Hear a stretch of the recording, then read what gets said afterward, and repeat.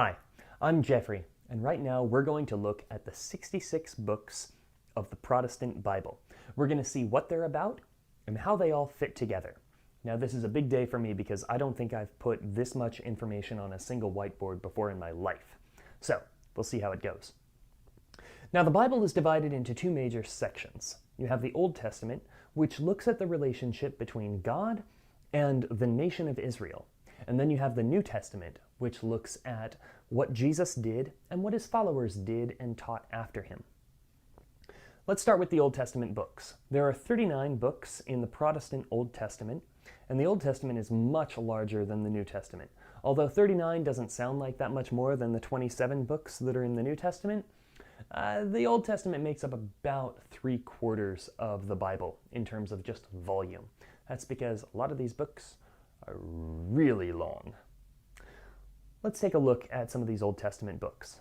Now, the Old Testament in the Christian Bible is split up into 4 different sections. You have the books of the law, and what happens here is you have God making promises to the nation of Israel and also making a special relationship with the nation of Israel. God says that while all the other nations worship all these other gods and they have all these pantheons, Israel must be exclusively loyal to God. And if they are, then God will watch out for them. He'll protect them. He will make them great.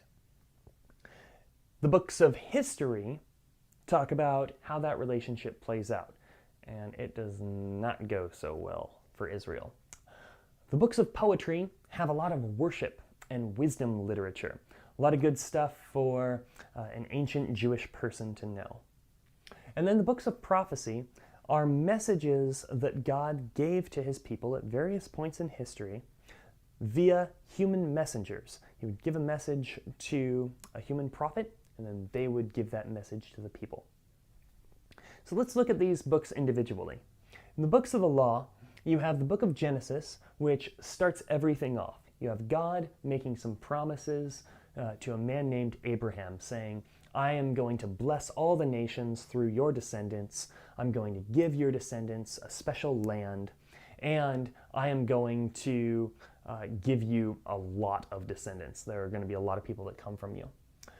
And that starts getting fulfilled in the book of Exodus. A lot of people come from Abraham. He has a lot of descendants, but they're enslaved in Egypt. So God sends a prophet named Moses, and he goes and he leads the people of Israel out of Egypt and takes them to this mountain where they make this pact with God.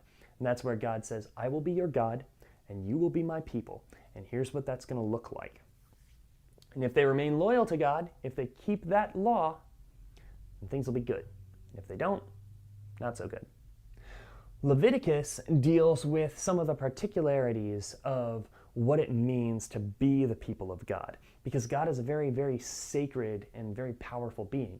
He is holy.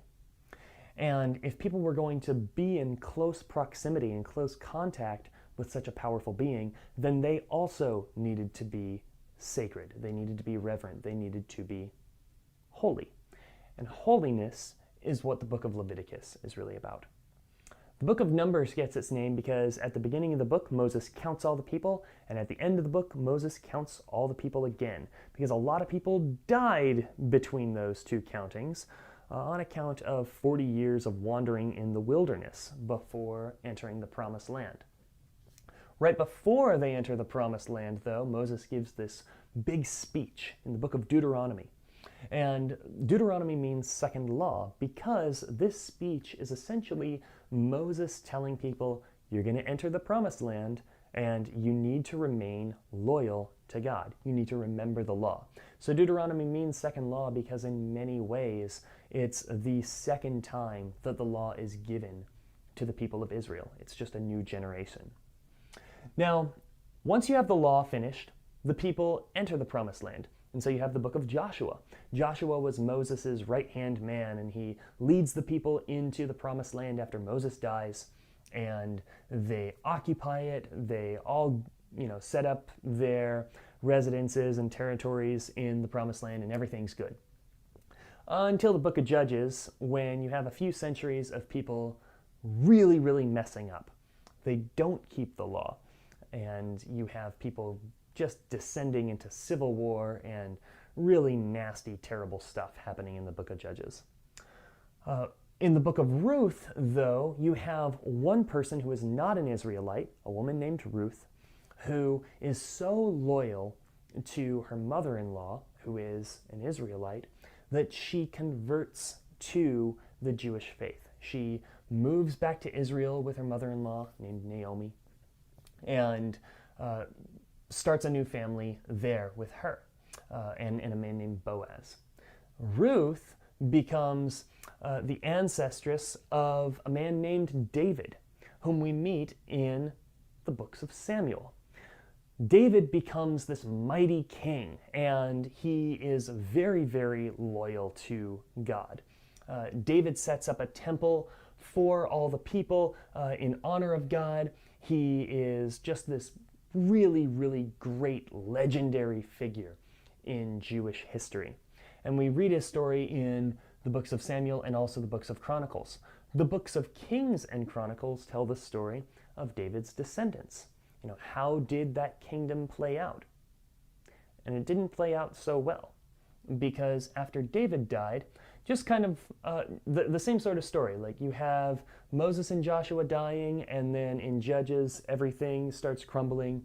David dies, and then things start devolving in Israel as well. The people, over the course of a few centuries, abandon the law. They are no longer loyal to God, and so they are carried away into captivity. So you're seeing that we had a section before we meet David, just this pre-kingdom era, and then you have an era when you have a kingdom of Israel. You have King David and you have his descendants. But they go into captivity. But they don't stay there. In fact, they're able to come back a few decades later, and they can start rebuilding. In the book of Ezra, people rebuild the temple. And then in the book of Nehemiah, the people rebuild the walls of the city where the temple is. In the book of Esther, you have a brave woman who is not in Jerusalem, and she saves all the Jews from this genocidal plot. It's a really exciting book. On to the books of poetry. So in the books of poetry, you have very, very wise people exploring problems and different aspects of the world. In the book of Job, you have a good person who has some really bad stuff happening to him. So it's a long poem about why does God allow terrible things to happen to good people. In the book of Psalms, this is a book of worship, and so you have 150 different songs and poems that the Jews used to worship God. In the book of Proverbs, you have many, many wisdom sayings. These are things that Jewish people would teach to the to the younger generations and say, this is how you make good decisions. Ecclesiastes, this is my favorite book of the Bible. Ecclesiastes looks at what is life really all about, and what's the smartest way or the wisest way of dealing with the hardships of life. Song of Songs, or the Song of Solomon, is a love poem, and it's kind of a steamy love poem. I'll leave it there. In the books of prophecy, you have God speaking to his people through these human prophets. And our books of prophecy in the Christian Bible are loosely divided into two groups. You have the major prophets, Isaiah, Jeremiah, Lamentations, Ezekiel, and Daniel, and then the minor prophets. And in the Jewish Bible, these are treated as just kind of one book, the 12, because there are 12 of them.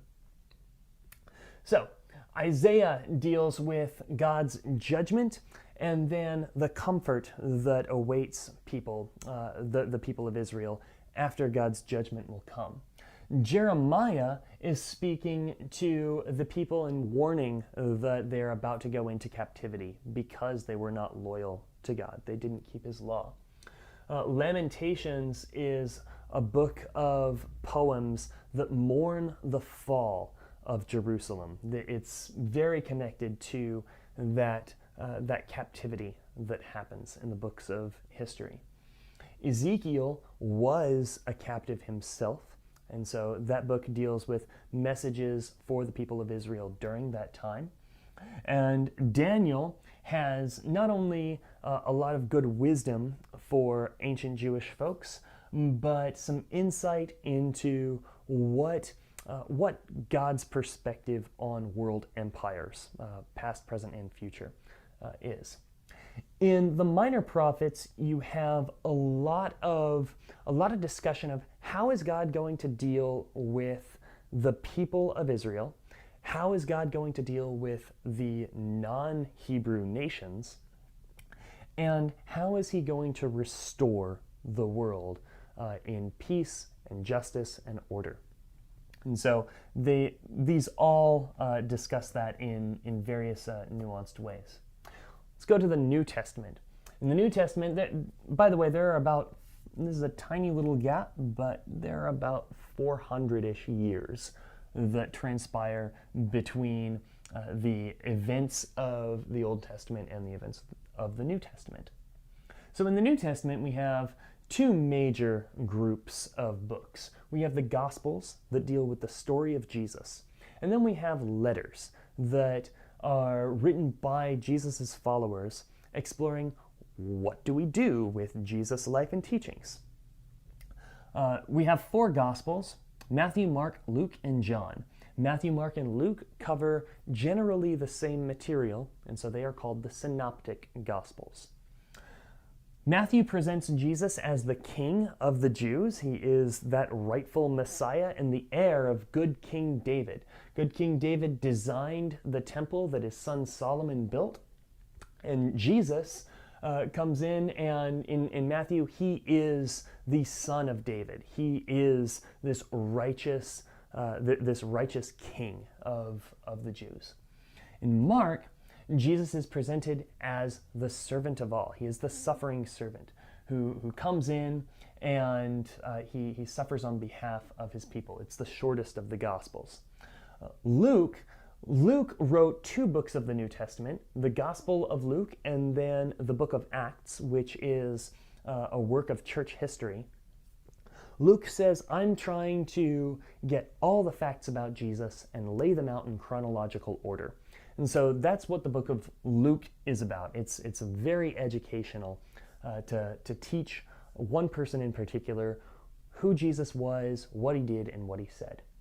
And then the Gospel of John is very, very focused on teaching that Jesus is God. It focuses on Jesus' divinity. That's what the Gospel of John is. It's all about getting you to believe in Jesus. The book of Acts, like I mentioned before, it's part 2 of Luke, and this tells the story of what happened after the Gospels. In all the Gospels, Jesus performs miracles, he dies, and he rises again. Acts says, well, what happened after he rose? And so it follows this group of close followers of Jesus, the apostles, and tells the story of how the good news of Jesus spread throughout the ancient world. And then we have the letters. These letters are grouped into, or they fall into a couple of major groups. The first 13 letters are called the Pauline epistles. They're the Pauline epistles. They are written by the Apostle Paul. And so the first large group of these letters are addressed to churches in certain areas, and they're named after the areas that they're addressed to. Paul talks about what the gospel is and how it works when he writes to the Romans. When he writes to the Corinthians, both times, he's addressing concerns and questions that they have and that he has with them, because they had some problems. In the book of Galatians, Paul is writing about how the gospel works. Specifically, how does the good news of Jesus apply to people who weren't Jewish? They didn't have this history of a relationship with God.